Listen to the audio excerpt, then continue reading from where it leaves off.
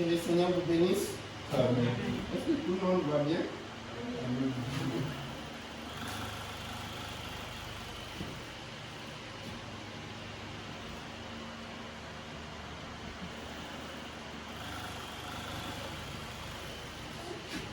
Encore une fois, vous m'excuserez, je n'ai pas eu le temps de sortir le programme que l'administrateur devait représenter. Peut-être le dimanche prochain. Si tout va bien.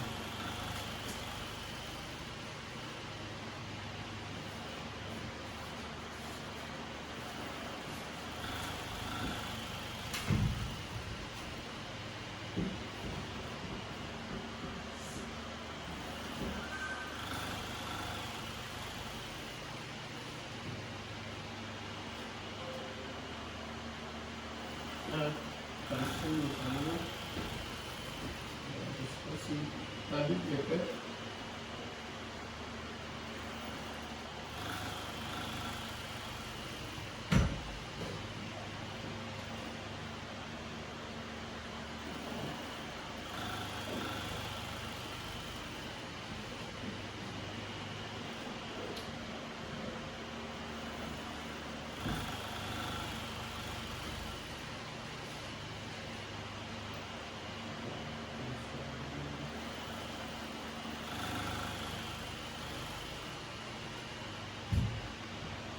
Je commence par lire Romains 4, là où on a lu la fois passée. Romains chapitre 4, verset 4. Or, à celui qui fait une œuvre, le salaire est imputé. Mais celui non comme. Je recommence. Or, à celui qui fait une œuvre, le salaire est imputé, non comme une grâce, mais comme une chose due. Et à celui qui ne fait point d'œuvre, mais qui croit en celui qui justifie l'impie, sa foi lui est imputée à justice. De même, David exprime le bonheur de l'homme à qui Dieu impute la justice sans réserve. Heureux ceux dont les iniquités sont pardonnées et dont les péchés sont couverts. Heureux l'homme à qui le Seigneur n'impute pas son péché. Prions le Seigneur. Saint, Saint, Saint l'Éternel des armées, Dieu Tout-Puissant, qui a créé toutes choses. Seigneur, nous sommes devant toi encore une fois cette semaine, Seigneur. C'est pour ce matin de la résurrection, Seigneur. Merci, Seigneur, pour nous avoir donné le souffle de vie. Merci, Seigneur, pour nous avoir fortifiés. Tu nous as écartés des dangers. Tu nous as nourris. Tu as béni notre pain et notre eau, Seigneur. Tu as accepté que tes enfants soient ici, Seigneur Jésus. Et quand chaque fois que nous venons dans ta maison, nous sommes dans la joie comme David, Seigneur Jésus. Maintenant, nous venons de lire ta parole, Seigneur. Commence avec nous, termine avec nous. Bénis la présence de tout un chacun ici. Bénis les dîmes, les offrandes. Seigneur, réponds aux requêtes de tes enfants qui sont dans leur cœur, Seigneur, mais dans leur esprit. Sois avec tout le monde, Seigneur. Ouvre maintenant nos entendements. Descends toi-même dans la puissance de la résurrection et parle aux âmes affamées, Seigneur. Parce que cela sera pour la gloire de ton nom. Nous t'avons ainsi demandé tout ça pour ta gloire, dans les noms qui est au-dessus de tout nom, les noms du Seigneur Jésus-Christ, la parole. Amen. Veuillez vous asseoir.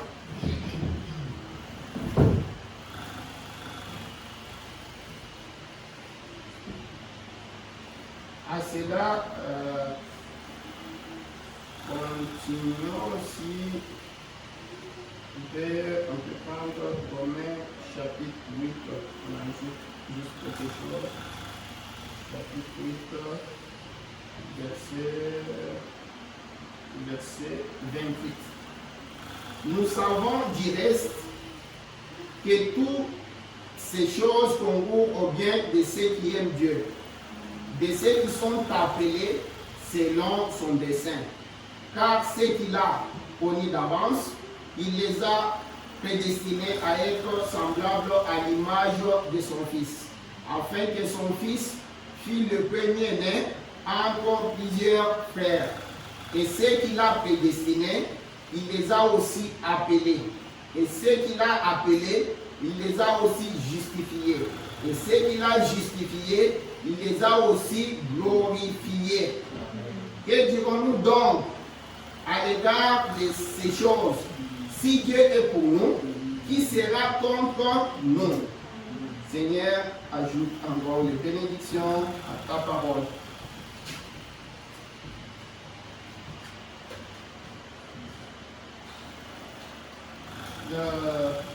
Le passage que nous avons lu dans Romains 4, et tous on est tenté de lire,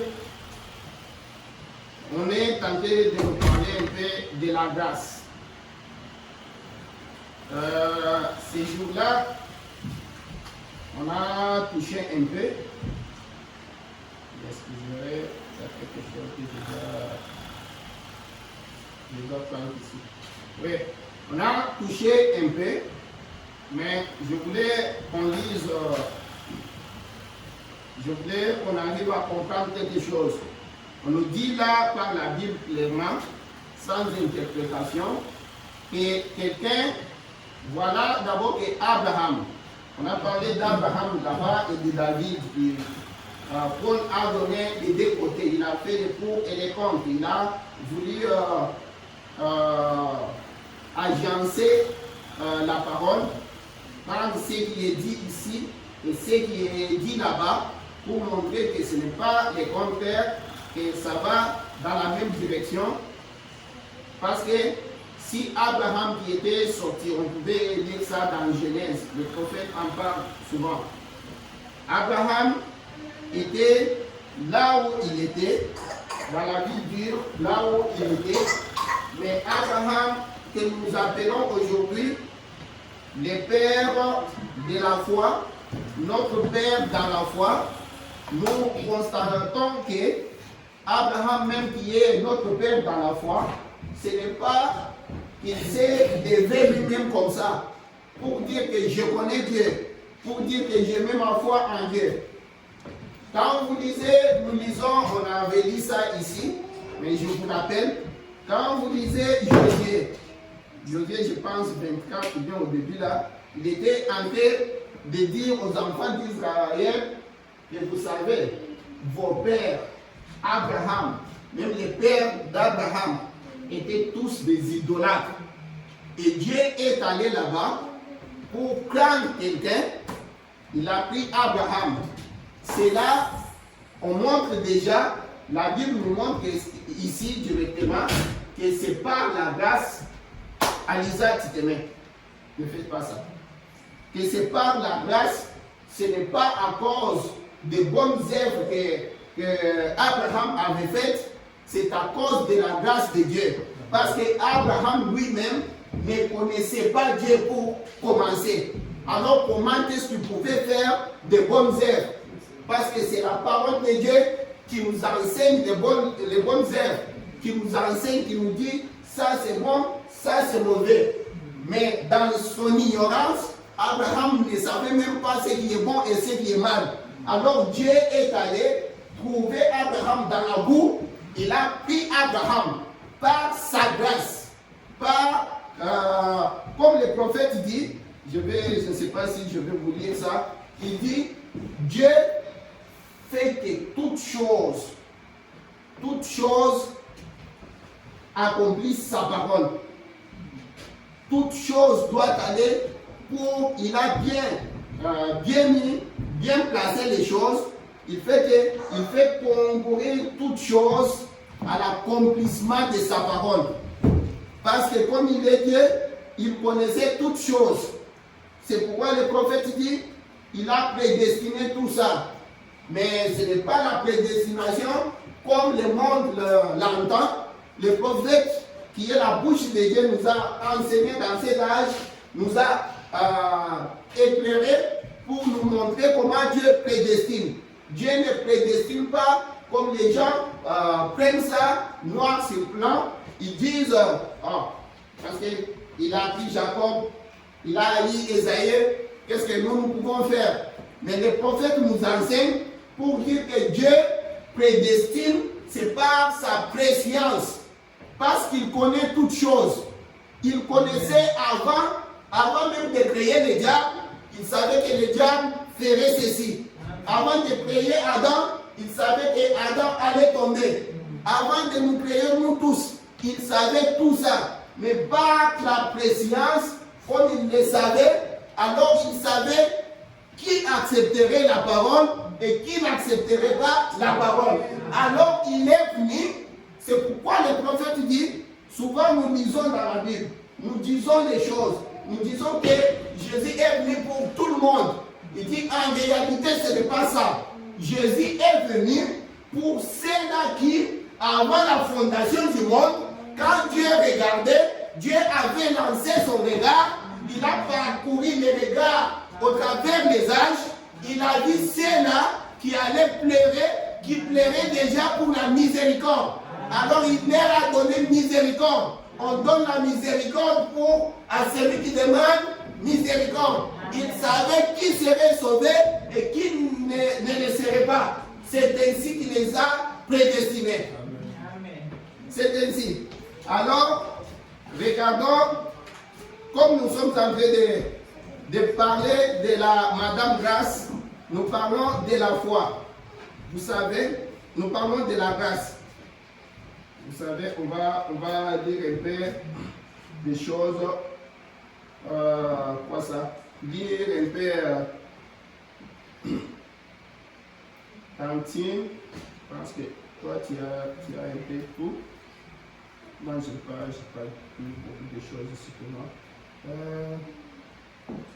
Laisse-moi juste pour faire asseoir la pensée, pour montrer ce que j'ai dit d'abord. Prenons l'alliance d'Abraham et sa semence après lui. C'est le 23 février 56. Le 23 février 56. Paragraphe 28. Là, le prophète nous dit, eh bien, Abraham était un étranger, éloigné de Dieu, comme nous tous, des pécheurs, éloignés de Dieu, sans espérance, sans Christ dans le monde, des pécheurs par nature. Nous tous, nous sommes nés dans le péché, conçus dans l'iniquité. Nous sommes venus dans le monde en proférant des mensonges, sans aucune exception. Que ce soit pasteur, prophète, que ce soit ministre, pasteur, tout le monde, nous sommes venus comme ça. Votre père ou votre mère ont peut-être été si saints qu'ils n'avaient jamais tenu un seul mauvais propos. Ils avaient observé toutes les lois. Ils fréquentaient l'église et ils étaient sanctifiés, saints, remplis du Saint-Esprit. Tout ce que Dieu pouvait avoir pour eux. Mais néanmoins, vous êtes nés dans les péchés. Tout celui qui vient à Dieu est né de même. Tout celui qui vient dans le monde est né par les mêmes moyens. Les désirs sexuels, il n'y a qu'un seul qui est donc né en dehors de cela. C'était notre précieux Seigneur Jésus-Christ, le Fils de Dieu, qui avait été couvert de l'ombre du Saint-Esprit dans le sein de Marie. Je pense que vous avez déjà l'idée. Je ne vais même pas commenter cela.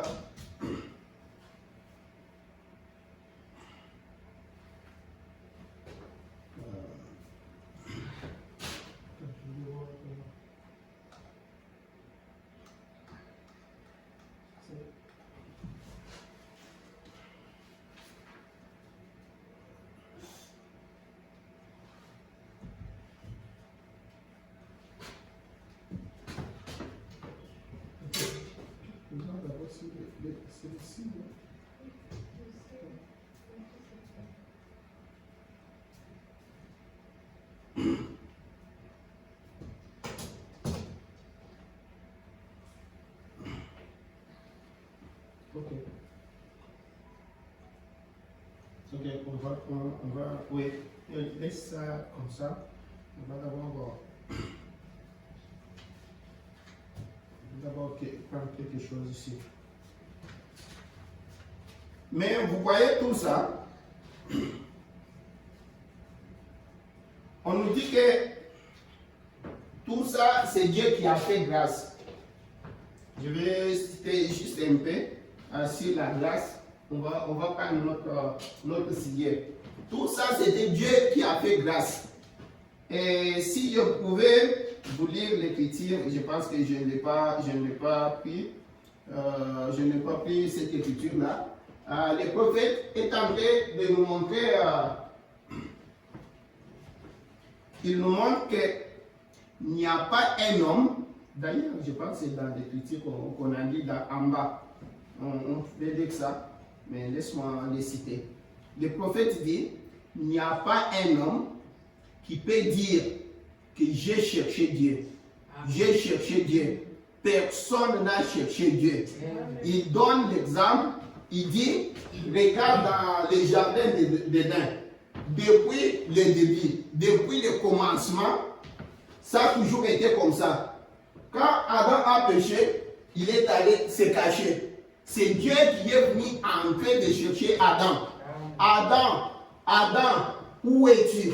Où es-tu? C'est toujours Dieu qui vient nous chercher. C'est-à-dire, c'est sa grâce. C'est la grâce qu'il a montrée. Et puis, quand nous venons dans le Nouveau Testament, ici, je ne vais pas trop dire, je vais vous montrer les trois choses qui suivent toujours quand il y a un réveil. C'est déjà sa grâce, sa puissance, ses miracles. Mais je vais, on commence un peu là-haut, on dit un peu, commençons même à partir d'ici. Nous sommes dans les signes, toujours le 28 novembre 63. Je vous demande d'aller lire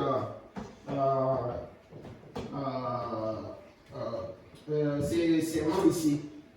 Parce que souvent, je parle beaucoup de ça. Il y a beaucoup de choses, mais je vous demande d'aller lire ça, pas une fois. Lire, parce que il y a beaucoup de choses que le prophète dit ici.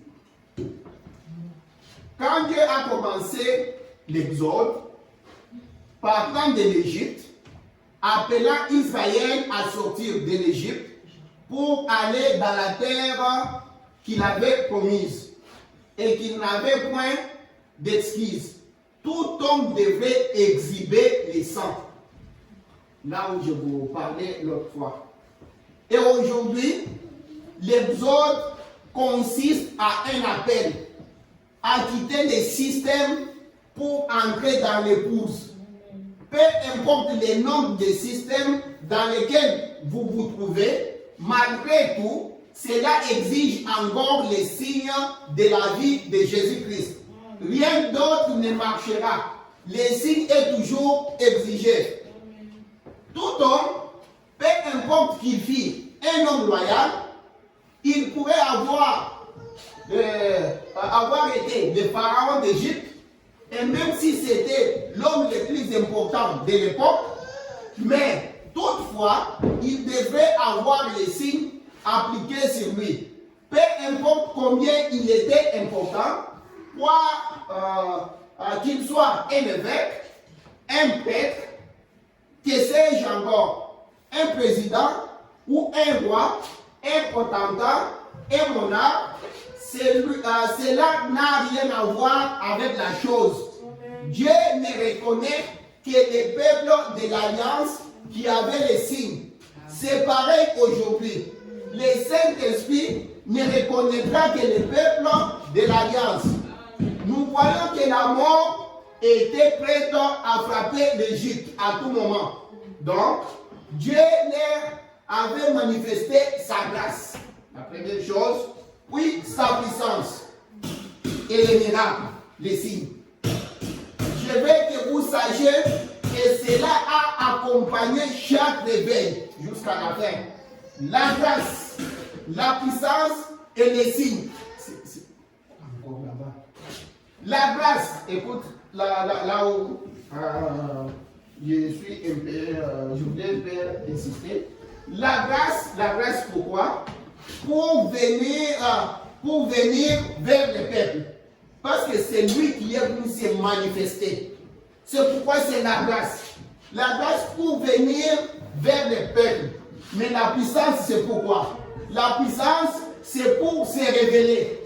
Quand vous voyez Dieu manifester des signes, des miracles, le prophète dit, quand vous avez vu des prophéties, tout ça, c'était la part. C'était la part. Le message doit venir. Mais pourquoi la part? C'est parce que vous êtes d'abord dans le message, l'épouse, vous êtes le poisson arc-en-ciel. Le poisson arc-en-ciel ne peut pas suivre n'importe quoi. Tu dois voir quelque chose. Il y a quelque chose pour attirer. C'est ainsi. Regarde. Il dit, la puissance pour se révéler et les signes du temps. Très exactement ce qu'il a fait aujourd'hui. Une autre chose, il l'a fait de plusieurs manières. Vous pourrez prendre cette écriture là et là et la retourner encore et encore pendant 10 semaines ici et ne jamais quitter cela. Je laisse d'abord.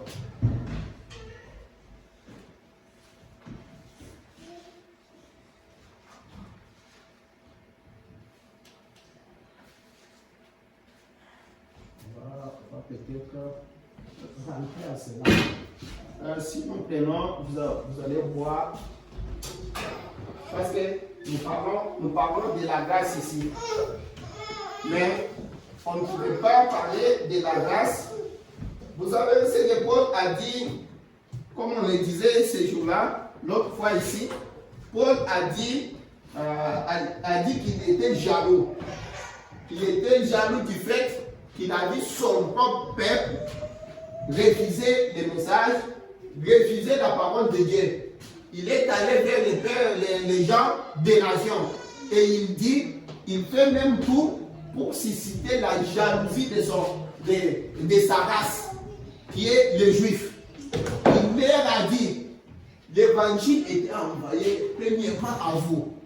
Mais comme vous vous jugez vous-même indigne de recevoir cet évangile, nous tournons maintenant vers les gentils, vers les nations. Tu vois, d'abord, on a manifesté d'abord cette grâce. c'est Dieu qui est venu vers le peuple. C'est Dieu lui-même qui vient vers le peuple. Nous voyons à quoi concerne cette grâce. Mais regarde très bien. Quand Paul dit, c'était venu d'abord aux Juifs, et comme ils l'ont rejeté, ils ont rejeté la parole de Dieu. Dieu s'est tourné vers les peuples des nations.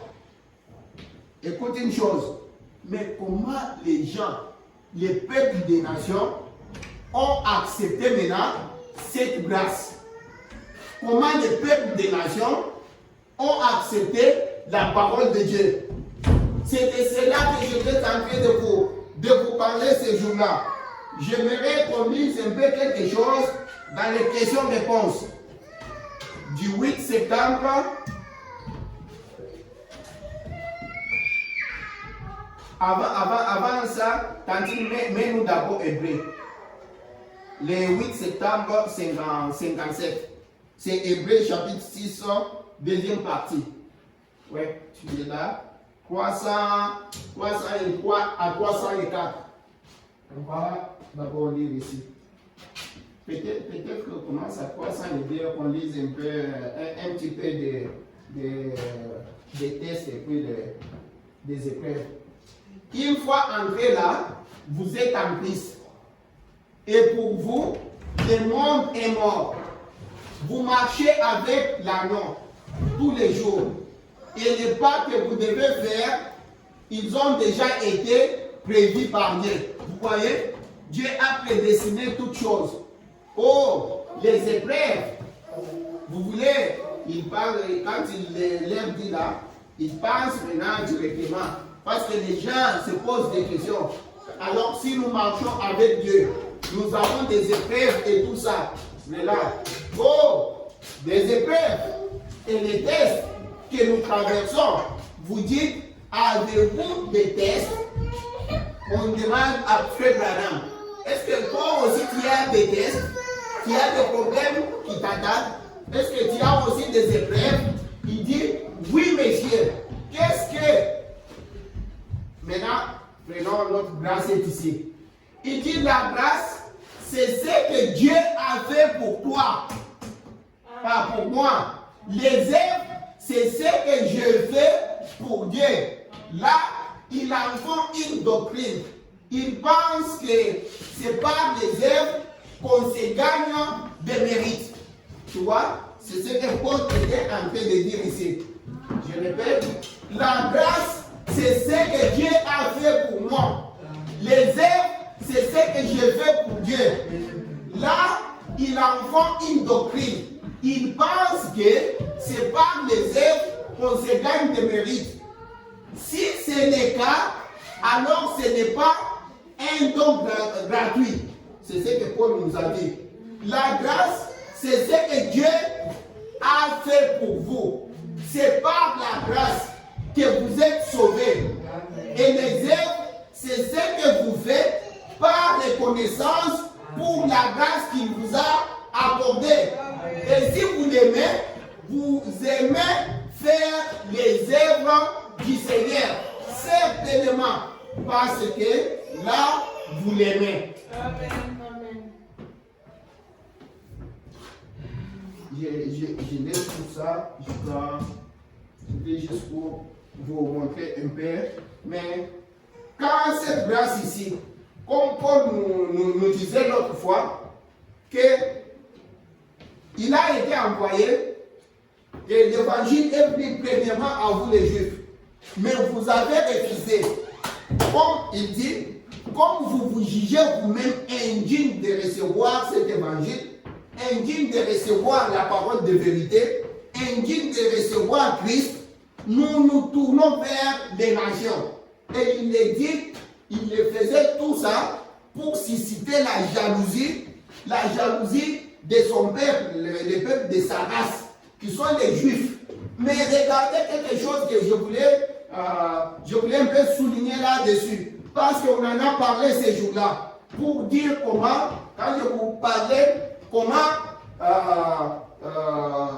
les gentils ont reçu les messages, comment les gentils ont reçu le Saint-Esprit. comment les prophètes nous parlaient de Jadus et tout ça. Là, je vais qu'on le lise un peu avant qu'on aille à notre question-réponse. Question-réponse sur la Genèse. Prêché le 19 décembre 1957, paragraphe 17. Je commence par là. Ou bien commençons par 16 ans. Bon, donc, est-ce que je ne sais pas si je vois bien ça? Ok. Tu dis, bon, donc, là, on demande que seulement les gens qui ne sont pas d'ici et qui ont quelque chose qui ne va pas, lève la main. Oui, on reste là. On se consacre à une personne jusqu'à ce que le Saint-Esprit se mette à agir et s'emparer de tout l'auditoire. Combien ont déjà été présents? On vit cela s'accomplir ici. Bien sûr. Voyez? Alors, la façon de procéder importe peu. C'est simplement... alors, je commence ici. C'est ici que je vais parler. Je voudrais que vous vous souveniez de ceci. Et j'essaierai d'y revenir encore demain matin. C'est-à-dire que c'est quelque chose d'important.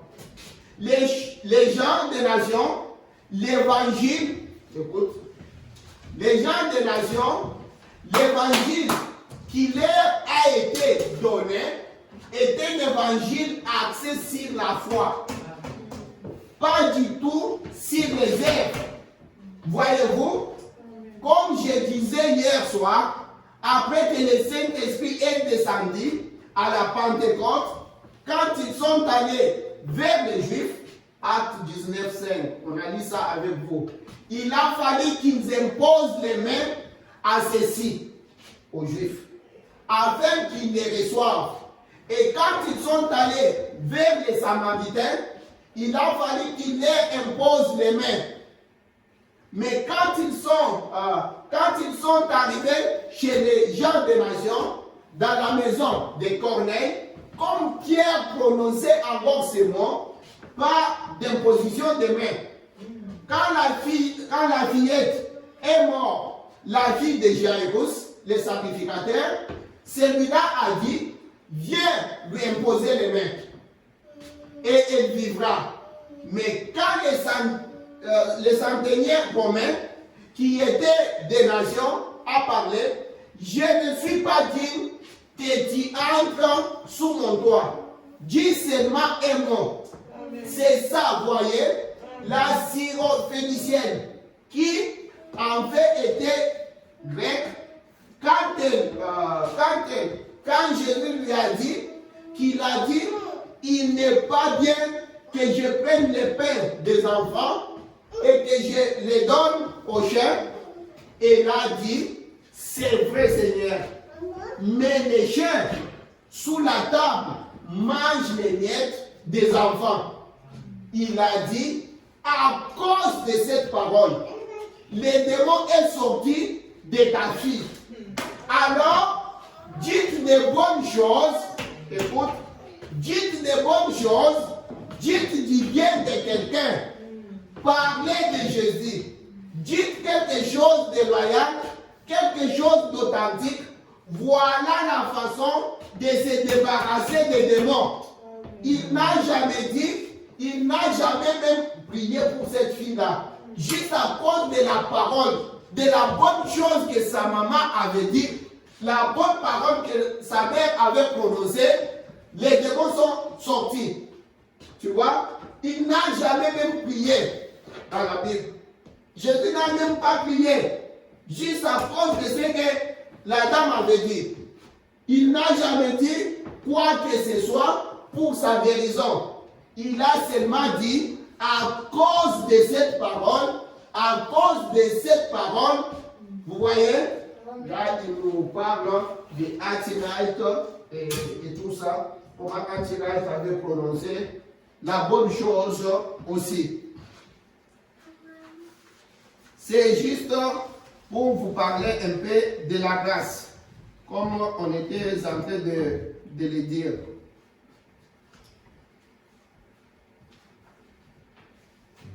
Mais ce n'est pas ça, c'était juste pour vous rappeler un peu, ou vous lire un peu des choses qu'on a parlé ici. Quoi qu'on n'avait pas de... Je n'avais pas donné de référence. On peut quand même voir comment les prophètes les disent. Maintenant, je vais commencer ce que je voulais parler ici.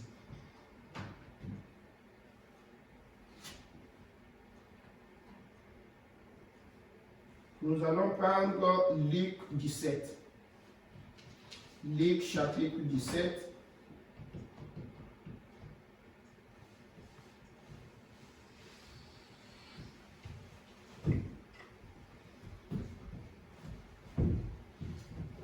Luc 17, je vais commencer de 26 à 30.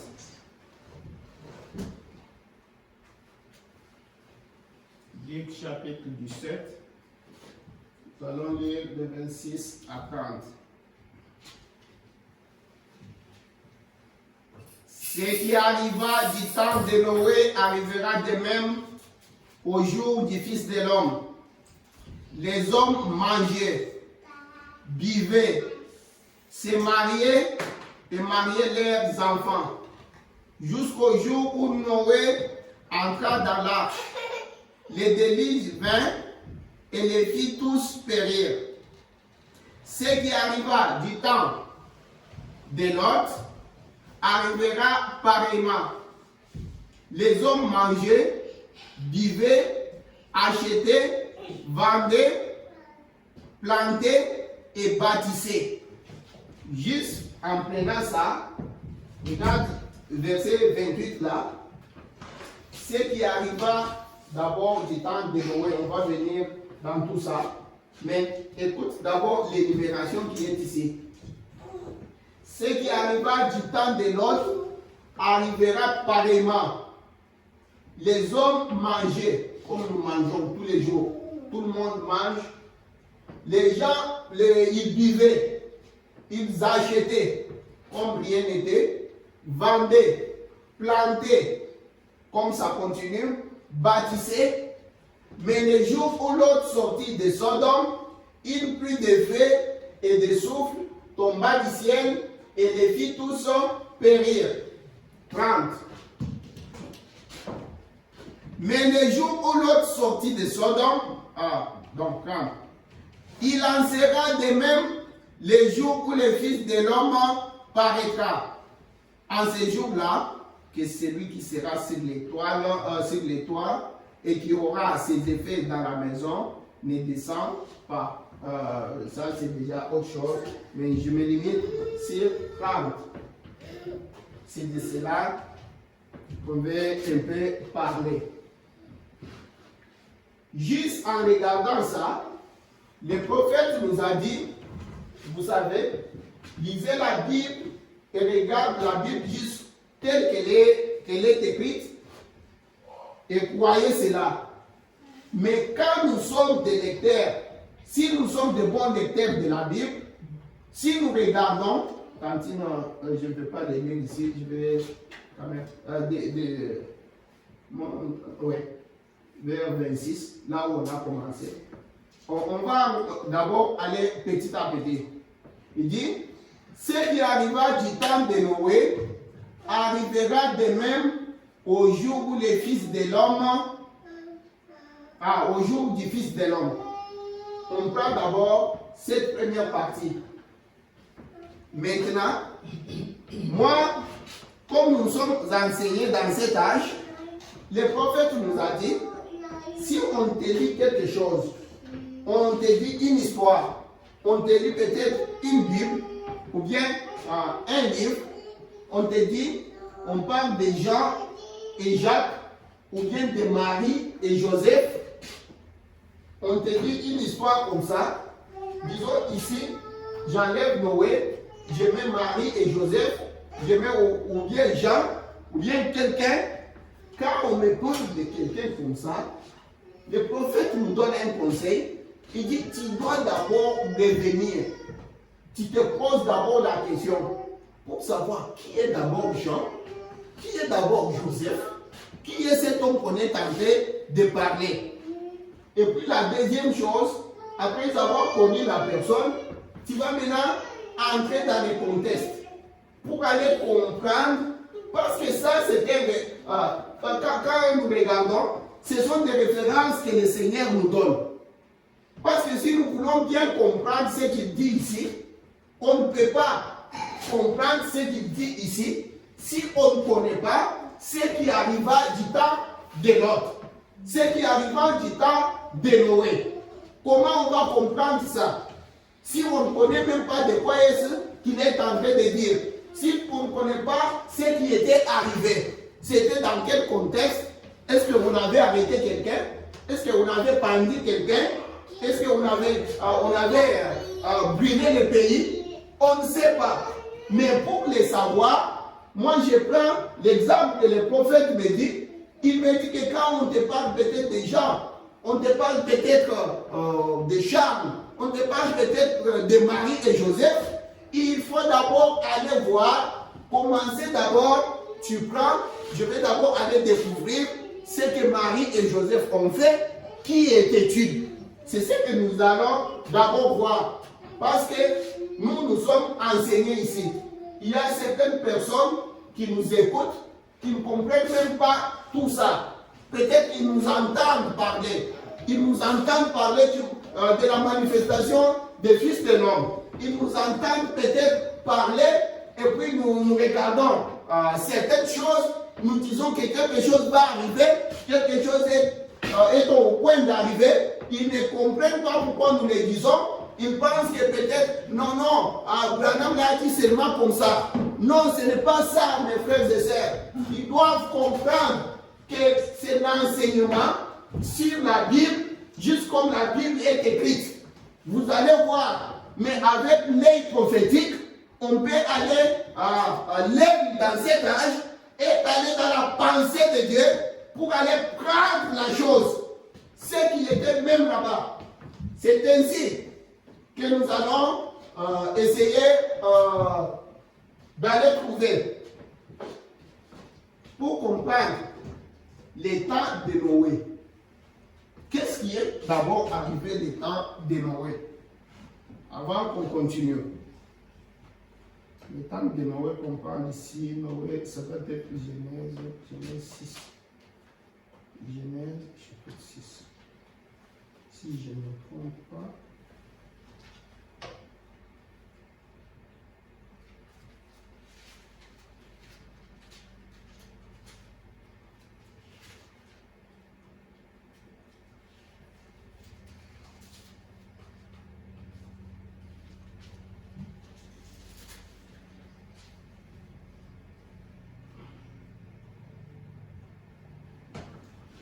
Écoute, on parle maintenant. Oui. Tu étais bien, oui. Si vous regardez même l'entête, ce n'est pas Branham qui a écrit ces histoires. C'est lui qui a parlé dans le livre là, c'est Jésus lui-même qui nous donne ces références-là, qui nous réfère à cette écriture. Maintenant, nous allons tous au temps de Noé pour voir qu'est-ce qui s'était passé, découvrir les contextes et puis découvrir la chose, les écrits. Et c'est quoi, qu'est-ce qui s'est réellement passé? On arrive là-bas, je vais commencer. Regarde même juste l'entête, on nous dit corruption, c'est l'augmentation de la corruption sur la terre. Regarde. Déjà seulement ça nous dit tout. Là où Jésus nous a référé. Maintenant, lisons un peu, avant que je prenne les prophètes. On nous dit, lorsque les hommes ils commençaient à se multiplier sur la face de la terre, et que les filles leur firent naître. Il y a des choses qu'on nous dit ici. Les temps de Noé que Jésus nous réfère là, nous croyons déjà qu'il y a des choses ici. Quand on commence, il y avait d'abord la multiplication des gens, des hommes sur la terre. Nous voyons que les hommes se sont multipliés beaucoup en ce moment-là.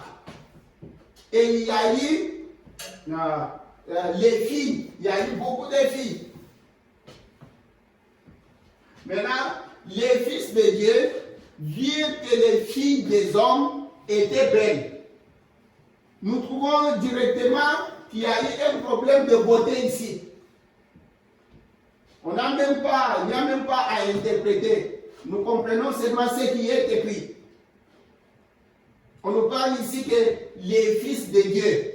Ça, on va entrer pour vous dire comment l'œil de l'aigle voit la chose. Les fils de Dieu virent que les filles des hommes étaient belles. Et ils en prirent pour femmes. Et le prophète va nous parler ici. Ils en prirent pour femmes parmi toutes celles qu'ils choisirent. Bien, je peux aller directement avec le prophète ici. Ici, là, le prophète dit, il est allé lire beaucoup dans tout ça. Il dit, regarde d'abord, il y a les problèmes de beauté, et il y a, on dit, les fils de Dieu. Alors les autres ont commencé à dire, qui sont les fils de Dieu? Les autres ont commencé à dire, c'était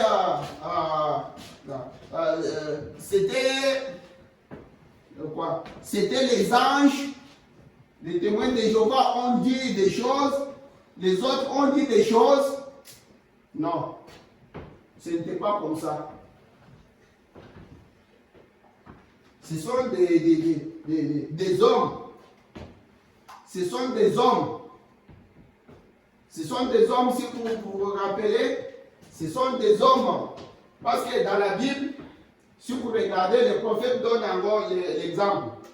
Vous savez, quand Abraham demandait à Dieu, qui sera mon héritier?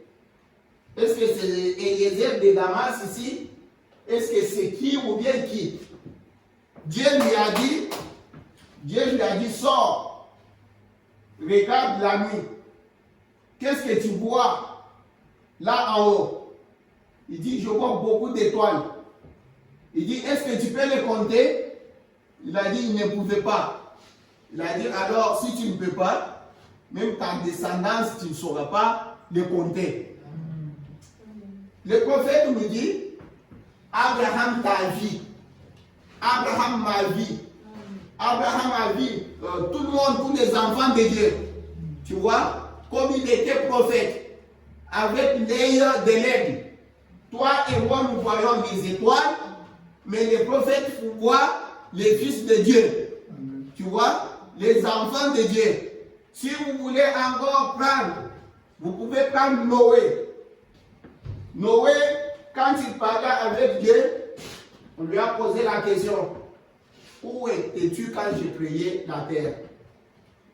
Quand les fils de Dieu, quand les étoiles sautaient dans les restes, tout ça, où étais-tu? Tu vois, c'est qu'on a compris.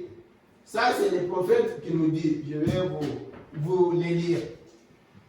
Le prophète dit, quand vous regardez ici, il est bien écrit qu'ils prirent pour femmes parmi toutes celles qui étaient qu'ils choisirent. Il dit, on ne parle pas de mariage ici. On dit, ils ont pris des femmes, donc c'est-à-dire, tu vas prendre une fille d'autrui, tu fais comme ici quoi.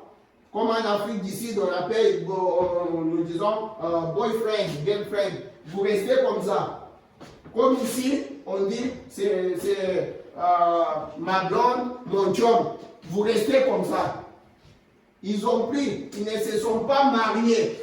C'est ce qui a éclaté, c'est l'une des raisons. Les choses que je suis en train de vous dire ici, ce sont des raisons, tout ça qui a éclaté la colère de Dieu.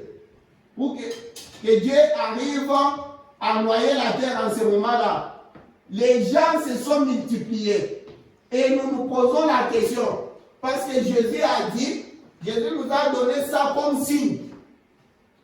Pour nous dire, ce qui était arrivé en ce moment-là, c'est ce qui va arriver dans ce temps.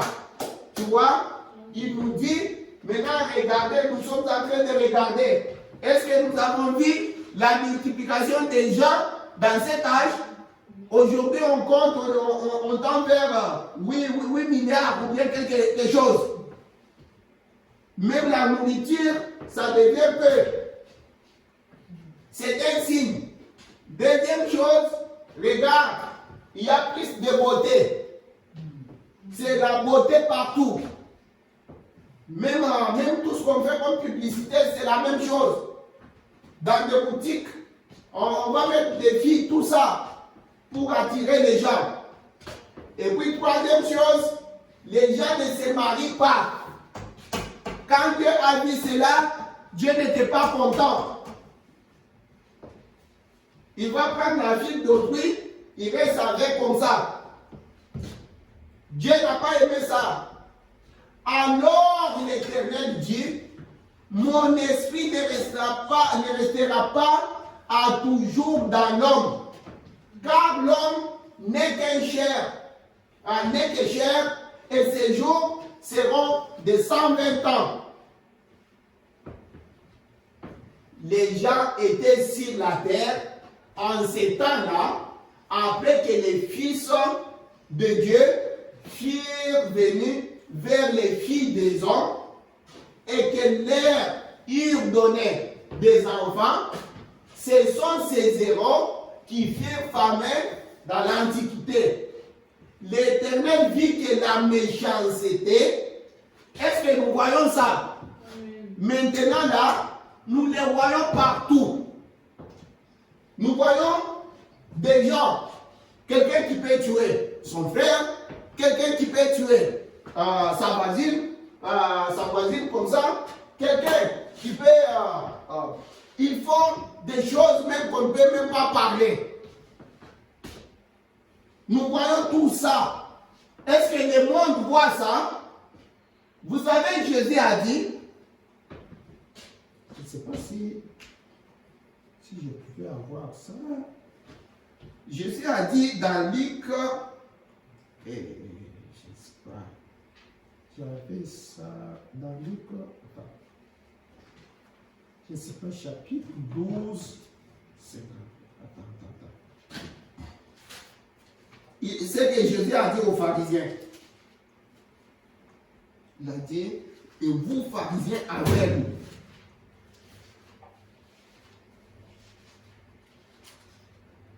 Luc, espérons que je vais trouver ça.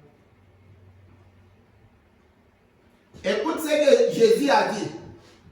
Parce que les gens, aujourd'hui, tout ce qu'on est en train de dire ici, tout ce qu'on est en train de montrer ici, comme je vous disais l'autre fois, ce n'est pas parce qu'on peut présenter des miracles, ce n'est pas parce qu'on peut faire ceci, que ces gens-là croiront en Dieu.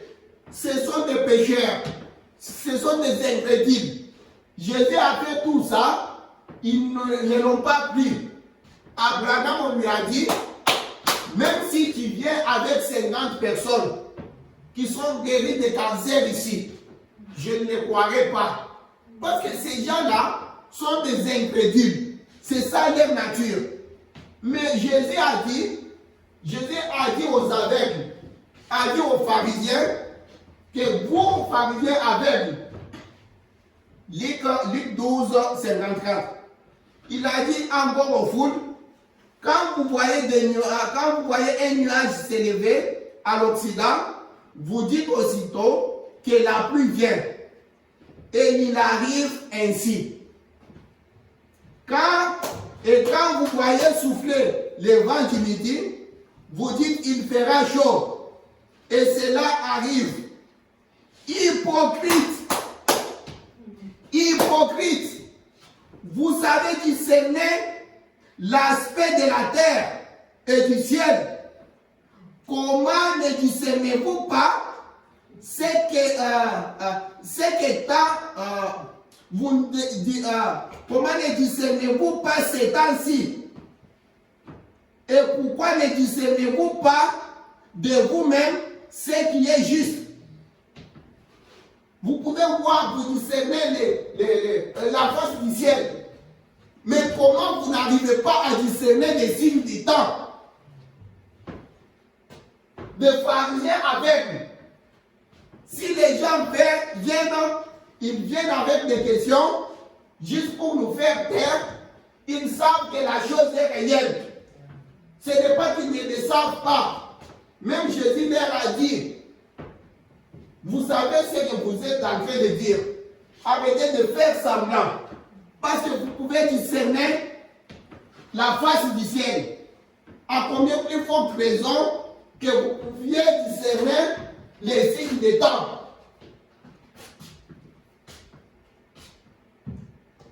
Ça, c'était quelque chose qu'on devrait voir. Attends, je regarde si on peut lire le prophète quelque part.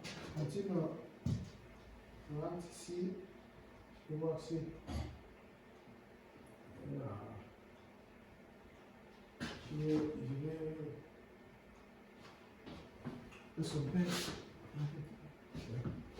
On peut lire ici, je vais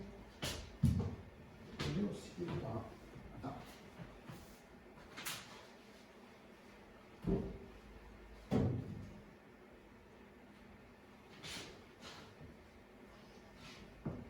Oui, disons peut-être.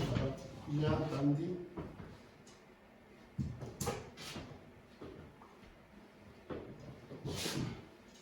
Écoute ce que le prophète dit ici. J'ai entendu maintenant, je vois. C'est prêché le 27 novembre 1965. Je commence paragraphe 111. Nous voyons que c'est généralement dans les heures de grande tension que l'Esprit de Dieu vient. Il laissa les jeunes hébreux entrer dans la fournaise ardente avant qu'il lui fasse un geste. Mais quand il agit, nous remarquons ici, dans Luc, au chapitre 17, c'est là où nous avons mis avec vous.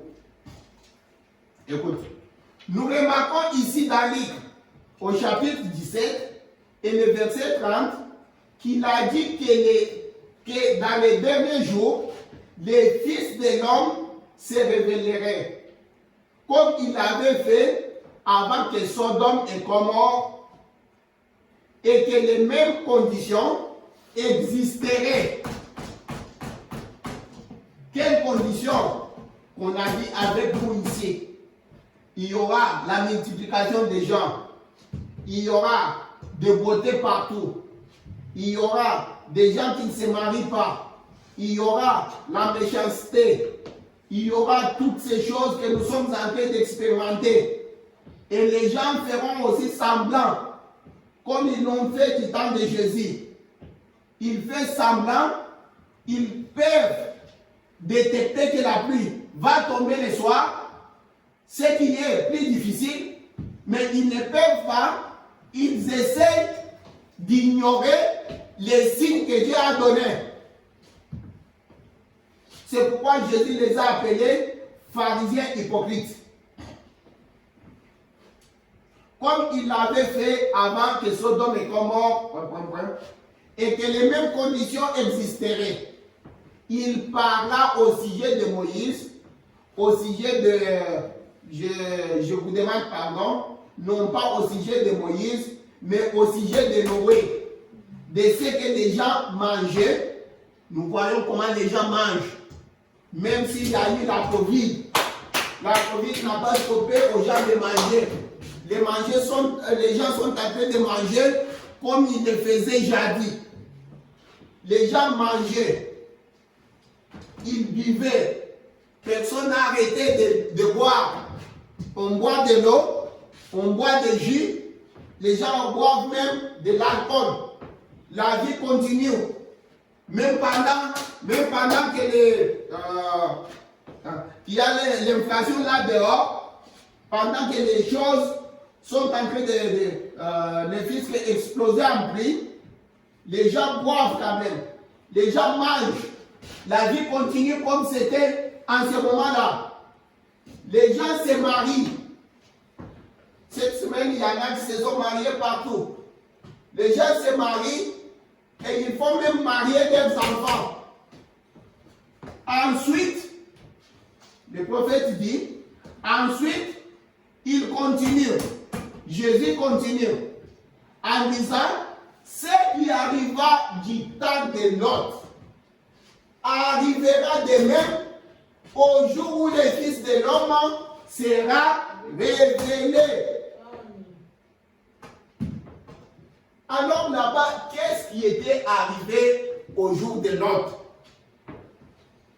Juste comme nous venons de dire ici dans la Bible, au jour de Noé, qu'on nous a d'abord donné comme référence, nous avons vu des choses qui ont éclaté la colère de Dieu.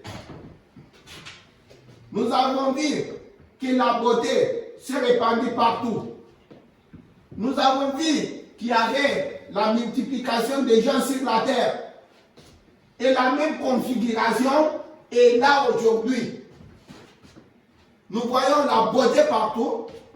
Nous voyons des gens qui ne se marient pas, comme ici à Québec, au Québec partout, au Canada et aux États-Unis partout. Les gens ne se marient pas. Ça devient des contrats. Ça devient des mariages de 2 jours. Une journée, c'est trop. Nous voyons la même configuration. L'histoire se répète. Nous voyons ça.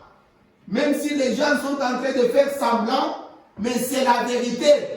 Nous sommes en train de voir cela. Maintenant, il nous donne deuxième référence.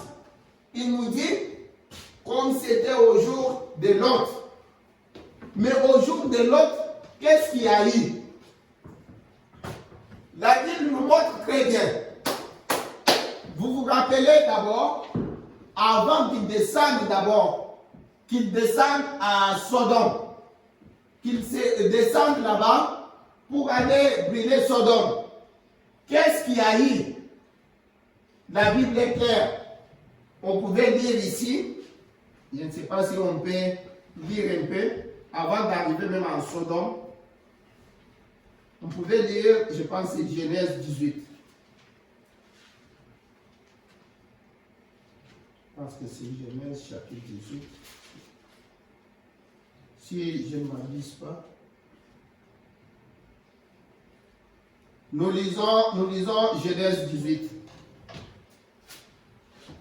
Genèse chapitre 18. Pour voir ce qui était arrivé du temps de Lot. Parce que c'est Jésus qui nous donne cette référence. Moi, je vous lis comme ça, tout ça. Je lis la Bible devant vous. Je lis tout ça. Mais moi, c'est Branham qui m'a montré ces choses ici. Écoute, Genèse 18. L'Éternel lui apparut parmi les chaînes de Mamré, comme il était assis à l'entrée de sa tente, pendant la chaleur du jour. Il leva les yeux et regarda, et voici 3 hommes étaient debout près de lui. Quand tu nous as dit ça? Oui. Il dit, et voici 3 hommes étaient debout près de lui. Quand il les vit, il courut au-devant d'eux depuis l'entrée de sa tente et se prosterna en terre. Mais pensez d'abord à cela. Abraham était prophète. Quand il va se prosterner, c'est-à-dire il a vu quelque chose. 3. Il dit, Seigneur, mais regarde, je ne sais pas, comme nous les regardons tous ensemble. Parce que les gens entendent les choses que nous disons, les choses que Branham dit. Peut-être vous pouvez penser qu'on a tiré ça, on parle seulement pour parler. C'est la Bible qui le dit très bien. Voilà, verset 3. On nous dit ici qu'il y avait 3 hommes. 3 au pluriel. 3. Ils étaient debout. Maintenant, quand Abraham court, il va vers ces hommes-là, il se prosterne, il appelle les 3 là, il dit, Seigneur, au masculin, si j'avais trouvé grâce à tes yeux, ne passe point, regarde, il pouvait conjuguer ici aux 3e personne du pluriel. Et ici, il n'a pas dit à vos yeux. Ne passe point, je t'ai pris loin de ton serviteur. Il a dit Seigneur Elohim, Seigneur le grand Jéhovah. Permettez qu'on apporte un peu d'eau pour vous laver les pieds et reposez-vous sous cet arbre. J'irai prendre un morceau de pain pour fortifier votre cœur. Après quoi, vous continuerez votre route. Car c'est pour cela que vous passez près de votre serviteur. Maintenant, les 3, ils répondirent, fais comme tu l'as dit.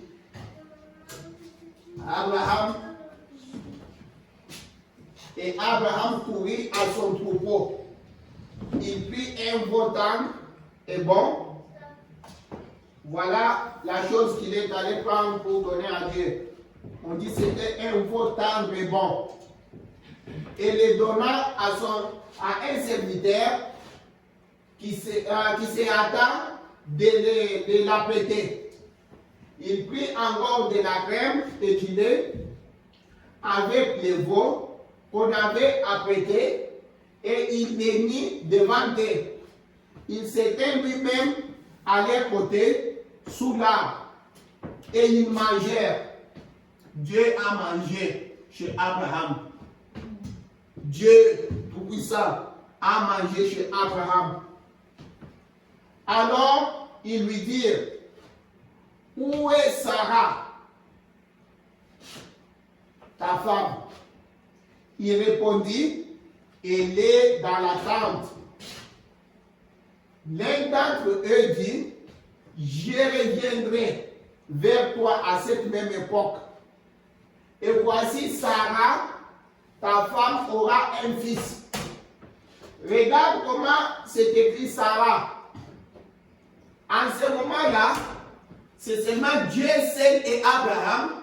Dieu avait changé le nom de Sarai à Sarah. Parce qu'elle s'appelait Sarai. Mais c'est Dieu qui avait dit à Abraham, qui avait changé le nom d'Abraham, à Abraham et de Sarai à Sarah. Quand il a dit, voici, Sarah, ta femme, aura un fils, Abraham a su, encore confirmé que cet homme-là, c'était Jéhovah lui-même. Parce que c'était un secret qui était entre Abraham et Dieu. Personne d'autre ne savait ça. Abraham était déjà convaincu. Maintenant, Sarah écoutait à l'entrée de la tente qui était derrière lui. Abraham était là, sous l'arbre. La tente était derrière. C'est là où Sarah était, dans leur maison là-bas. Maintenant, quand Dieu dit à Abraham qu'à cette même époque, l'année prochaine, je reviendrai. Mais quand je reviendrai, souviens-toi que la promesse que je t'avais donnée, de te donner l'enfant, va s'accomplir déjà. Je vais te trouver avec cet enfant-là. Maintenant, Sarah qui était derrière la tente, dans la tente, derrière Abraham et Dieu, a souri dans son cœur. Elle a murmuré pour dire, à mon âge ici, une vieille dame, comment est-ce que je peux encore avoir d'enfants? Elle avait déjà environ 100 ans. Maintenant, écoute.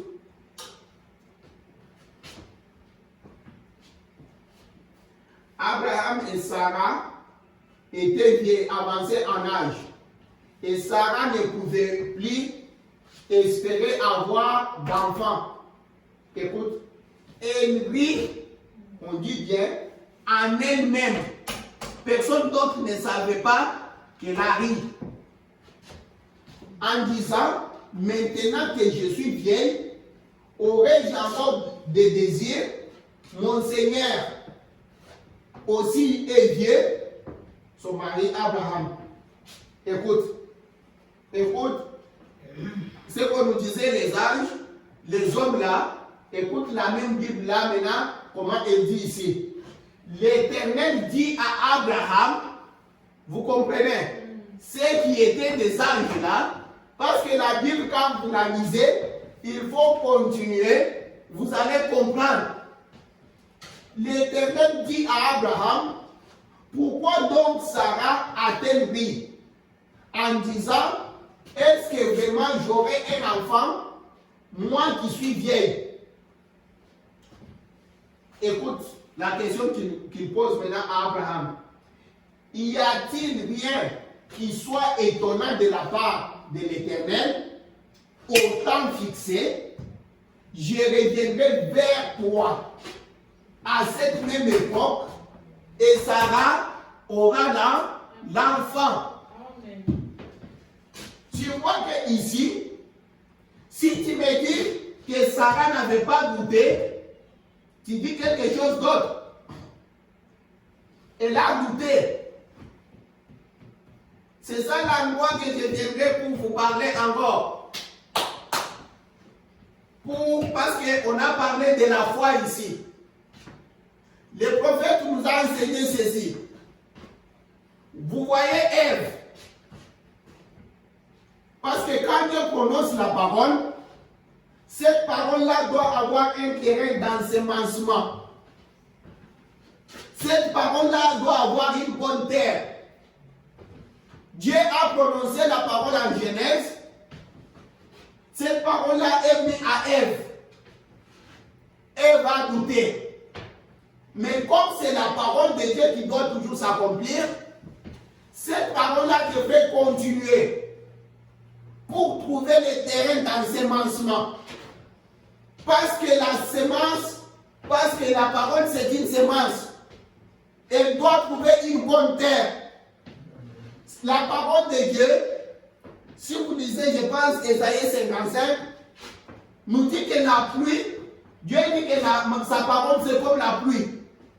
Ça ne peut pas tomber, Dieu ne peut pas prononcer sa parole, ça arrive et ça rentre, et que ça n'ait pas produit quelque chose. Parce que la pluie ne peut pas tomber du ciel, arriver sur cette terre, sans l'avoir abreuvé. Tu vois? Mais la parole que Dieu avait prononcée, cette parole devait trouver un terrain. La parole était arrivée à Ève. Ève a douté. Cette parole a continué. Dieu promet à Abraham. La parole arrive encore ici. Sarah, tu devrais maintenant recevoir cette parole. Sarah regarde. Elle a douté. Maintenant, cette parole devrait continuer. Alors, quand la parole est arrivée au temps de Marie, c'est pourquoi nous vous prêchons de la foi de Marie.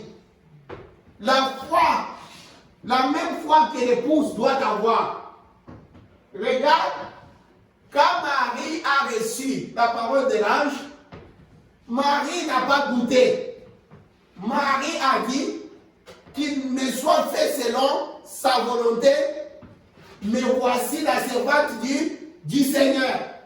Alors cette parole qui n'est pas entrée dans Ève, qui n'est pas entrée en Sarah, parce qu'elle a ri, elle a douté.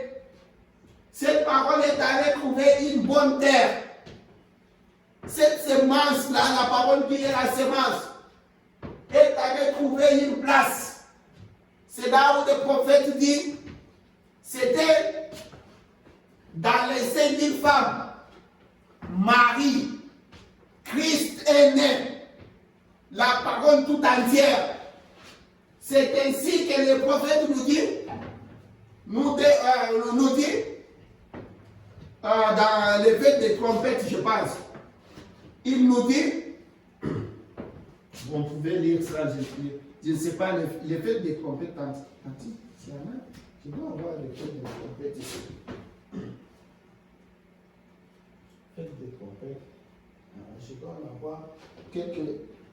Il dit, quand, il nous dit là-bas, il nous dit, quand les eaux sont ouvertes, la parole de Dieu, la parole tout entière est née. Comme c'était né dans le sein de Marie. Quand Jésus était né. Vous voyez, ça devrait avoir place. Mais regardez pour rentrer, pour ne pas trop sortir de notre sujet. Maintenant, on parlait. Et puis, qui est Sarah, Harry, tout ça. On lit d'abord pour finir.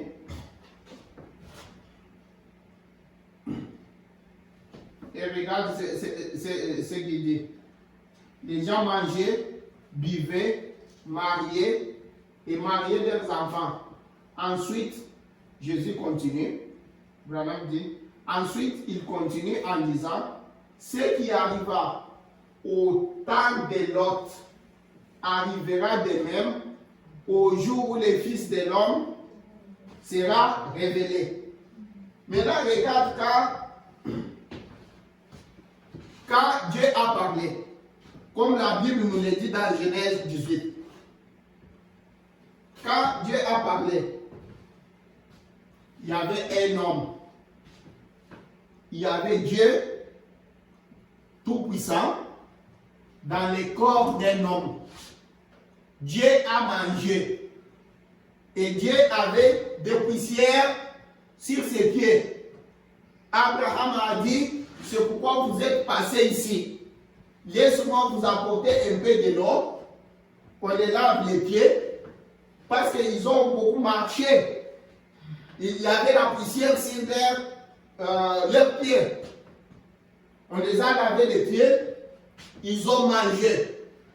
C'était Dieu dans la chair humaine, en ce temps-là. Et quand Dieu, dans la chair humaine là, qu'est-ce que Dieu a fait? Parce que Jésus nous a dit, juste comme c'était arrivé du temps de Sodome, ça va arriver de la même façon. C'est ainsi que nous voulons voir toutes ces choses-là se manifester dans cet âge. C'est pourquoi vous pouvez voir Branham, un homme dans cet âge, qui pouvait se tenir comme ça devant des multitudes, des milliers de gens. Il dit pour que vous sachiez que l'Éternel, le Dieu Tout-Puissant est ici. Je tourne mon dos. Je peux te dire, toi qui es là, ton nom c'est tel. Tu habites à telle ville. Le numéro de ta porte c'est tel numéro. Toi tu viens de telle ville. Tu as telle maladie. La nuit tu as prié comme ceci, comme cela. Il dit que ce n'est pas moi. Ce n'est pas un homme. C'est le Dieu Tout-Puissant qui est ici. Son esprit est ici. Il fait la même chose qu'il a fait dans le temps de Noé, dans le temps de Sodome et Gomorrhe. il a discerné. Parce qu'il était en train de discerner les pensées qui étaient dans le cœur de Sarah. Sarah qui était derrière. C'est pourquoi vous pouvez vous poser des questions. Des gens qui nous regardent. Dire, mais pourquoi chaque fois Branham dit, je vous tourne le dos? C'était la même chose. Et cette chose-là, ce n'est pas que c'est arrivé une fois. Toute sa vie. Ça n'a pas échoué même une fois. C'est pourquoi le prophète nous dit, pourquoi nous croyons en Dieu? Pourquoi nous avons confiance dans la parole de Dieu? Parce que chaque chose que Dieu dit, même pas une fois, ça n'a jamais manqué. Branham dit, vous me voyez comme vous me voyez là. Qu'est-ce qui a poussé Branham à avoir tellement la foi dans l'ange? Qu'est-ce qui l'a poussé? Branham dit, si c'est une fois seulement, quelque chose que l'ange m'a dit ne s'accomplit pas, je ne croirai pas encore. Parce qu'il est Dieu. S'il est Dieu, tout ce qu'il nous dit, ça doit toujours arriver. Maintenant, on continue un petit peu. Maintenant, ce qui arriva au temps de Lot arrivera de même au jour où le Fils de l'homme sera révélé. Voilà comment le Fils de l'homme s'est révélé. Mais il y a une chose que vous devez savoir avant qu'on continue. Jésus a mis, le prophète nous dit la plupart des temps, que Jésus a mis 3 titres dans l'évangile. Jésus est appelé Fils de l'homme, Fils de Dieu et Fils de David. Mais si vous allez dans... il y a des endroits où il dit que Jésus a eu 4 titres de fils. Fils de l'homme, Fils de Dieu, Fils de David et Fils d'Abraham. Fils de l'homme, quand il était né, par Marie. Fils de Dieu, il nous dit très bien, c'est le Saint-Esprit, un prophète. Fils de Dieu, le Saint-Esprit. Fils de l'homme, c'était un prophète qui marchait dans les rues de Galilée. Fils de Dieu, le Saint-Esprit, qui s'est manifesté là-bas, comme du temps où il disait tout ça, où il était en train de discerner les pensées. Le Saint-Esprit, il dit très bien, Fils de Dieu, c'est dans les 7 âges de l'Église. Le Saint-Esprit, l'Esprit qui est du début à la fin, le même Esprit. Fils de David, c'est dans le millénium. Alors, fils d'Abraham, héritier de la concession royale. Tu vois, c'est toujours comme ça, le même Dieu. Maintenant, quand il est arrivé, maintenant, à Sodome, avant même d'arriver là-bas, quand ils ont mangé, ils ont fini, ils devraient maintenant se rendre à Sodome. Attends. Police d'abord ça. Ce que le prophète dit ici. Avant qu'on continue. Il dit maintenant observez. Les fils de l'homme furent révélés au groupe d'Abraham. Sous la forme d'un homme. D'un prophète. Dans une forme de chair humaine. Un homme ordinaire. Ayant des habits couverts de poussière. Et Abraham l'a appelé Elohim. Jésus promet ici, parce qu'il est en train de répéter ce qui est écrit dans Luc. Il est en train de le lire et de montrer ça aux gens. Il dit, Jésus promet ici que dans les derniers jours, les fils de l'homme seraient de nouveau révélés à ce même type de groupe, à la semence royale d'Abraham, juste avant que les faits tombent. Parce qu'il s'est révélé là-bas chez Abraham, juste avant de descendre en Sodome, avant que les faits tombent. Parce que nous devons retrouver la même configuration. Tu vois, il dit, souvenez-vous que l'Église n'a jamais reçu d'autres témoignages. Abraham et les autres n'ont reçu point. Les fils promis qu'ils attendaient arriva juste après cela. Et l'Église attend les fils promis qui viendra juste après les jours de ce ministère. Il sera révélé des cieux. Nous le voyons maintenant très clairement. Cela doit être ainsi.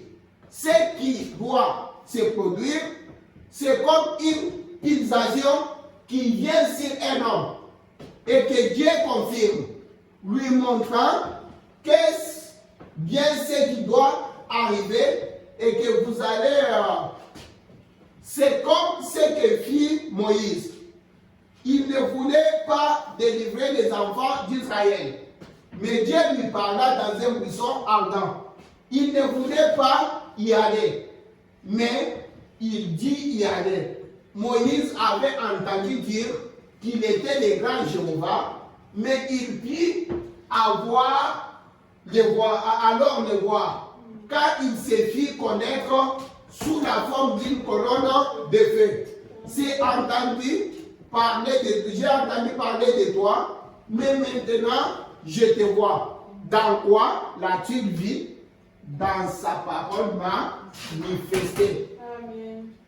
Dieu dit à Abraham que son peuple séjournerait dans un pays étranger pendant 400 ans, mais qu'il les en fera sortir par sa main puissante.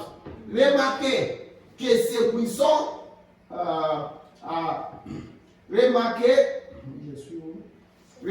que ce buisson ardent affirma ce que les prophètes confirma ce que le prophète Abraham avait prédit. Moïse dit, j'ai entendu parler de cela, mais maintenant je le vois. Maintenant, nous avons entendu que quand les derniers jours, les fils de l'homme viendraient au milieu de son peuple et se révéleraient au peuple de la même manière qu'il le fit. Juste avant la destruction de Sodome, les fils de Dieu, les fils de l'homme, les fils de l'homme, que fit-il? Il discerna les pensées secrètes qui étaient dans le cœur de Sarah. Il donna aussi la promesse à Abraham. Abraham avait entendu la voix de Dieu. Il pouvait l'avoir vue de différentes manières. Je ne sais pas comment il lui parlait, peut-être par des songes ou par des prophéties, mais cette fois, il est vit. J'ai entendu parler de toi, maintenant je te vois. L'Église a entendu parler de Dieu. Ils ont lu à propos de lui ce qu'il a fait et les promesses qu'il a faites, mais maintenant, nous les voyons de nos yeux. Quand il dit maintenant, nous les voyons de nos yeux, regarde, la même chose que Job. Quand il dit, quand ces gens-là regardaient, ils voyaient les prophètes là devant eux, mais l'Esprit de Dieu pouvait descendre sur son prophète et discerner les pensées des gens, les pensées qui étaient dans les cœurs des gens. Voilà des choses qui étaient... Voilà les choses qui étaient en train de s'accomplir. Maintenant, quand ils sont partis, quand les anges là, quand Elohim et ses anges, ces deux autres là, sont descendus maintenant en Sodome, avant de partir, il a dit, je ne peux pas cacher les secrets à Abraham parce que c'était un héritier de la terre. Vous êtes des héritiers de la terre. On ne peut pas vous cacher des secrets. Dieu dit ses secrets à ses enfants. Et le prophète nous dit, un mari, un époux, chuchote à son épouse les choses qu'il ne peut pas dire aux autres. C'est comme ça que le prophète nous dit. Et Israël, l'épouse du Christ, connaît les mystères, connaît les choses de Dieu. Souvenez-vous de la jeunesse de Samson. Qui autre, quand on a dit avec vous ici, qui autre pouvait savoir les secrets de Samson si ce n'est Delilah, si ce n'est son épouse? Tu vois, c'est pourquoi les dénominationnels aujourd'hui, les gens du monde aujourd'hui, pour savoir ce qui se passe, pour savoir où est-ce que nous allons, pour savoir quel sera l'aboutissement de tout ce qui est en train de se passer ici. Souvenez-vous quand la Covid a commencé, je vous ai dit, la Covid peut passer quelque chose d'autre, autre chose. Aujourd'hui, on est en train de parler de l'ouragan économique, de l'ouragan de la récession qui peut frapper le monde. Ça a déjà commencé. Regardez l'inflation. C'est toujours comme ça. Si le monde veut comprendre quelque chose, ils doivent négocier avec l'épouse du Christ. Parce que c'est à l'épouse que Dieu a révélé le mystère. Est-ce que je peux vous dire une autre chose? Nous avons vu ici comment l'accomplissement de ce que le prophète nous a dit. Il nous avait donné 7 ans. Est-ce que j'ai amené ça? Je ne sais pas. Souvent, je viens avec les 7 âges de l'église. Aujourd'hui, je l'ai laissé. On pouvait lire même ici. Vous allez voir que le prophète nous a dit, regarde les 7 visions, comme Dieu lui a dit en 1933. Regarde les 7 visions qui doivent s'accomplir avant que le Seigneur arrive. C'est écrit noir sur blanc. Maintenant, quand ça s'est accompli, c'est qui disait, nous sommes déjà dans les milléniums. Vous avez vu, m'avait dit quelque chose. Les autres ont commencé, ils doivent maintenant, Paul nous dit ici, je pense que 2 Corinthiens, attends, on lit un peu 2 Corinthiens, chapitre 2. Les gens vont commencer maintenant à falsifier la parole de Dieu, parce que quand ils voient, le prophète l'a dit clairement, ces choses doivent s'accomplir avant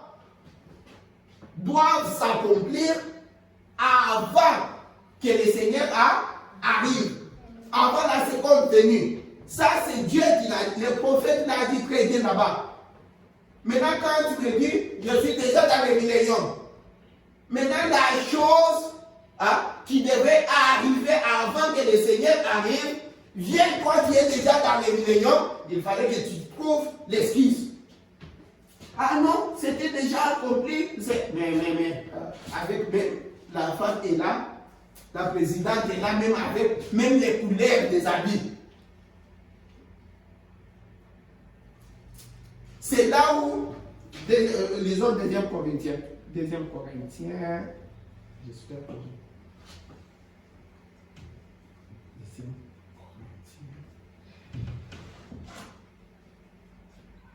chapitre, je pense, 17.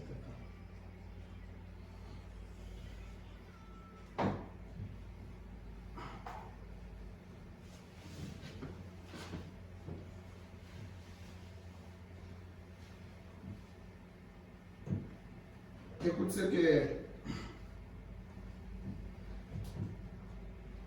17. Verset 17. Car nous ne falsifions point la parole de Dieu, comme font plusieurs, mais c'est avec sincérité, mais c'est de la part de Dieu que nous parlons en Christ devant Dieu. Mais il ne faut pas qu'on arrive à falsifier. Parce qu'on peut se poser des questions très simples. Si tu regardes même dans les trucs là-bas, les 7 âges de l'église, plusieurs endroits, même si vous voulez bien regarder, tu sais pourquoi j'aime avec la langue. Regarde même dans les années, quand il commençait tout ça, quand l'ange lui a parlé, quand il baptisait la 17e personne, en 1933, il a dit, ton message va préparer l'épouse. Ton message va préparer l'épouse. Et Branham, quand il a dit ça, il ne comprenait même pas bien comment Dieu l'a articulé. Tu vois? C'est pourquoi nous avons lu avec vous ici dans Tourner des regards vers Jésus de 63. Branham dit, je vais vous dire quelque chose que je n'ai jamais dit auparavant. Il dit, en regardant comment les choses sont en train de partir, et quand je regarde mon âge, il dit d'abord, les gens de ma famille, la plupart n'arrivent pas, ne vieillissent pas beaucoup. En regardant mon âge, maintenant il y a quelque chose qui est venu dans ma tête. Quand je pense bien à ce que l'ange m'avait dit, il m'avait dit que ton message à toi, pas toi Branham, ton message, c'est le message qui va préparer l'épouse. Quand quelqu'un dit, je ne comprends pas comment Branham devait partir sans ceci, cela. Mais il faut lire. Si tu commences bien depuis, vous pouvez encore aller lire, il est dit encore dans pourquoi cette prédication et la parole, la semence originelle est quoi? La parole est la semence originelle, la parole logique. Hein? Et là, oui, il est dit encore de la même façon. Si tu suis comment l'ange lui avait dit, moi, souvent quand je lis, il dit, mais ton message à toi. Pourquoi l'ange ne lui a pas dit, toi, lui dire seulement toi directement, il dit, mais ton message. C'est là où, si vous regardez, Branham, après avoir dit ça, prenez même un super sens. Ah, c'est super sens ou bien, oui, ou bien super signe. Ah, Branham commence à me dire, je ne suis pas le messager, c'est le Saint-Esprit qui est le messager. Je ne suis pas... Branham a compris que je suis en train de partir. Et puis quand il a eu la vision, nous disons toujours, ça c'est la nourriture qui a été emmagasinée. Tu vois, quand il lui a dit que tu dois emmagasiner la nourriture, toi et moi, c'est que qu'est-ce que Dieu est en train de te dire? Parce que le temps viendra. Branham, tu ne seras pas là. Ces messages vont préparer l'épouse. Quand Branham a commencé, moi, quand Branham parle, allez lire vous-même quoi? Tourner des regards vers Jésus de 63. On a lu avec vous ici. Il dit, en regardant, et puis quand je regarde très bien, je me souviens, mot par mot, ce qu'il avait dit. Il avait dit que ton message, c'est pourquoi, si peut-être, si je prépare ça pour quelqu'un d'autre, le Saint-Esprit, il commence à nous dire toujours que c'est quoi? C'est le Saint-Esprit qui est le prophète de cet âge. C'est le Saint-Esprit. Pourquoi il commence à dire ça? Il a compris tout. Allez même dans les signes. Les signes même qu'on a dit ici. Allez relire ça. Tu vois comment trouver Branham commencer. Quand vous allez dans le super signes, Branham dit, Jésus ne pouvait pas avoir le ministère s'il n'y avait pas des gens qui pouvaient l'écouter. Abraham, celui-ci ne pouvait pas, Paul ne pouvait pas avoir. Maintenant, il arrive à son tour, il dit, les Saint-Esprit ne pouvaient pas aussi avoir le ministère dans cet âge s'il n'y avait pas, au lieu de dire, moi aussi, non, non. Tu vois, il commence à dire, c'est le Saint-Esprit qui est le prophète de cet âge qui va faire. Mais c'est rien. C'est bien, suivez très vite. Parce que moi, j'entends ces histoires-là, je ça, j'ai dit, pourquoi il a commencé à nous dire ça? Il a même commencé à nous dire, je vous ai déjà dit ces histoires, je suis en train de partir. Mais quand vous allez rester, si ça arrive que je suis parti, ne dites pas que je ne vous avais pas dit. Ne restez pas avec la chose naturelle. Hein? Parce que la naturelle, c'est la mort. Tu vois? Prends les spirituels. N'allez pas suivre ceci, cela. Mais pourquoi on commence à nous dire ça? Et dans l'écrit, s'il avait allé lire beaucoup, là où il parle de cette vision vont s'accomplir avant sa venue. C'est ça. Il le dit partout. C'est parce que je ne connais pas les paragraphes ici. On a même ça ici. J'ai laissé les étages de l'église ici. Tu vois? Maintenant, moi, ça fait combien de temps que j'entendais? Nous sommes dans les milléniums. Maintenant, quand ça arrive, on est déjà dans les milléniums. Ce qu'on a dit que ça doit arriver avant, tu ne vois pas. Maintenant, ça commence. Non, vous savez, oui, on commence, c'est ce que j'ai toujours dit, on commence maintenant à donner des béquilles à ce qu'on a fomenté. C'est ça. Il faut avoir au moins la sincérité spirituelle. Parce que ces histoires ici, ce n'est pas aux gens que nous les disons, mais même nous-mêmes.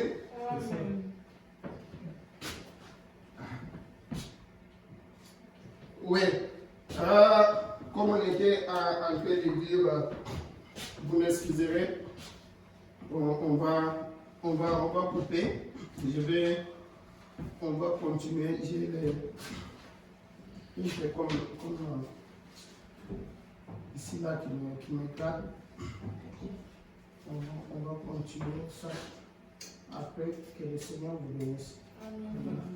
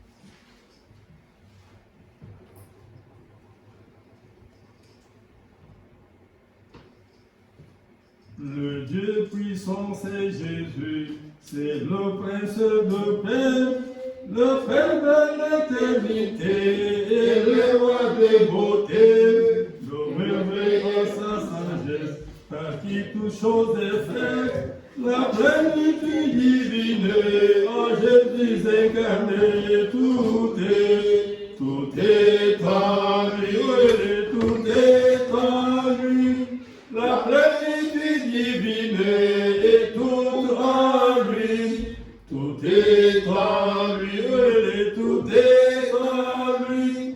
Jésus est Dieu tout-puissant et tout est en lui, tout est en lui, tout est en lui. La plénitude divine est toute en lui, tout est en lui, tout est en lui.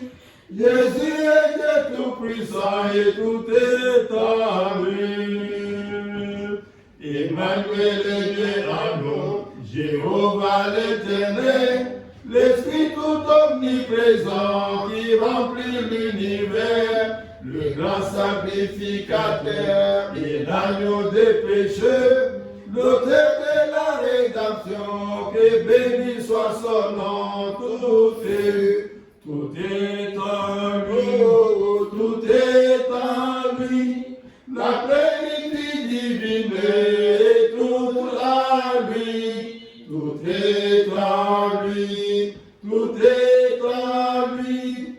Jésus est Dieu tout-puissant et tout est en lui, tout est en lui, tout est en lui. La plénitude divine est toute en lui. Tout est en lui, tout est en lui. Jésus est Dieu tout-puissant et tout est en lui. Le commencement et la fin, l'alpha et l'oméga, la vraie parole incarnée, l'ami de racheté, la sagesse et perfection, la justice et puissance. Et tout ce dont j'ai besoin, je l'ai tout à sa main, tout est en lui, oui, tout est en lui. La plénitude divine est toute en lui, tout est en lui, oui, tout est en lui. Jésus est Dieu tout-puissant et tout est en lui, tout est en lui, oui, tout est en lui. La plénitude divine est toute en lui, tout est en lui, tout est en lui. Alléluia, Jésus est Dieu tout-puissant et tout est en lui. Le Dieu que nous accueillons sera la vieille chanson d'Élisée revenu, qu'apparaîtra Jésus. Il viendra pour délivrer notre agneau immolé. La plénitude est en lui, le vainqueur de la nuit. Tout est en lui, tout est en lui. La plénitude divine est toute en lui. Tout est en lui, tout est en lui. Jésus est Dieu tout-puissant et tout est en lui. Tout est en lui, oui, tout est en lui. La plénitude divine est toute en lui. Tout est en lui, oui, tout est en lui. Jésus est Dieu tout-puissant et tout est en lui.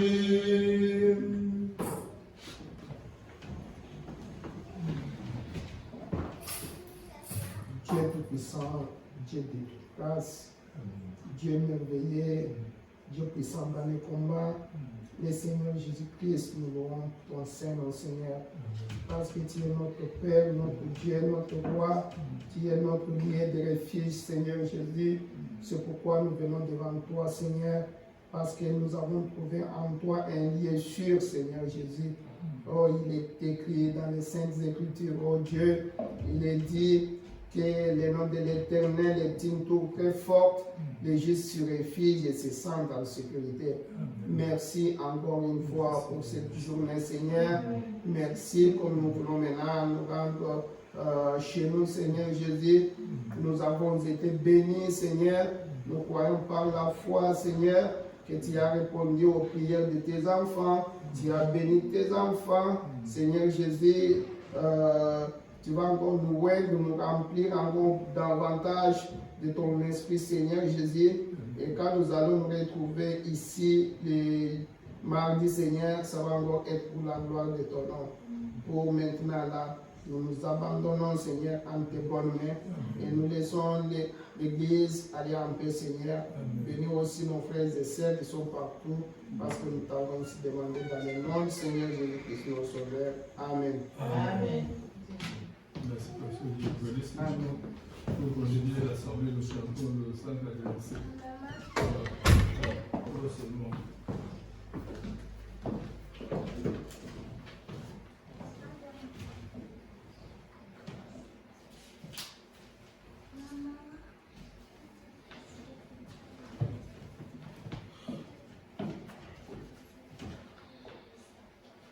Dieu aimé et péché tel que moi, il a changé ma tristesse en joie, il m'y devait pour qu'il me ramène.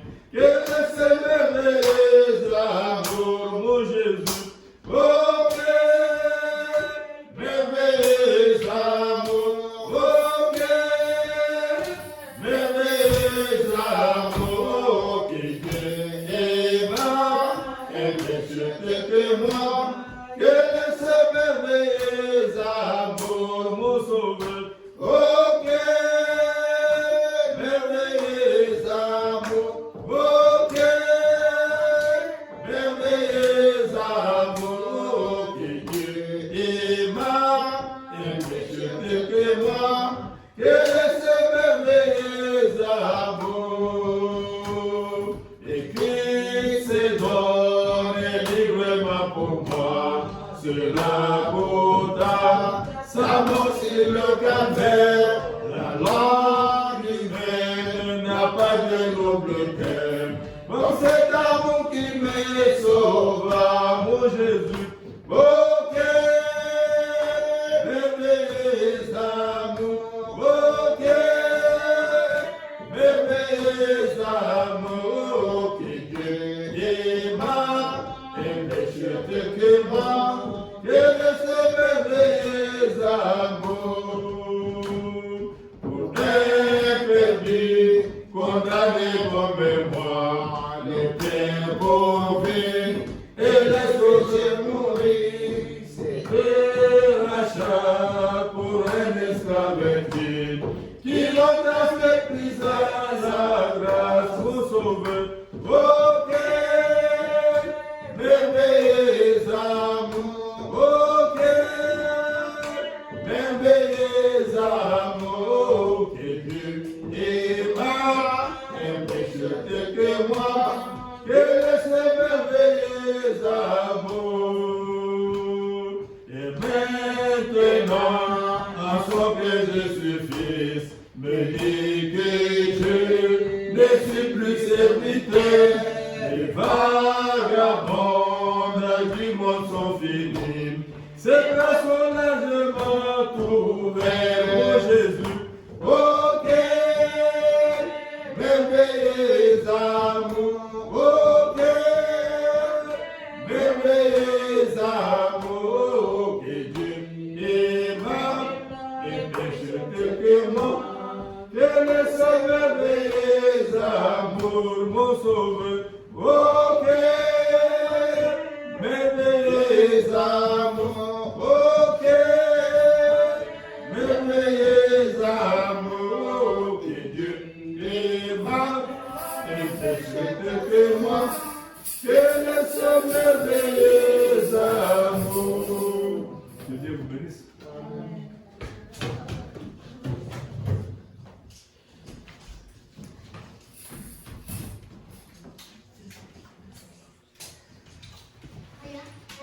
Aya.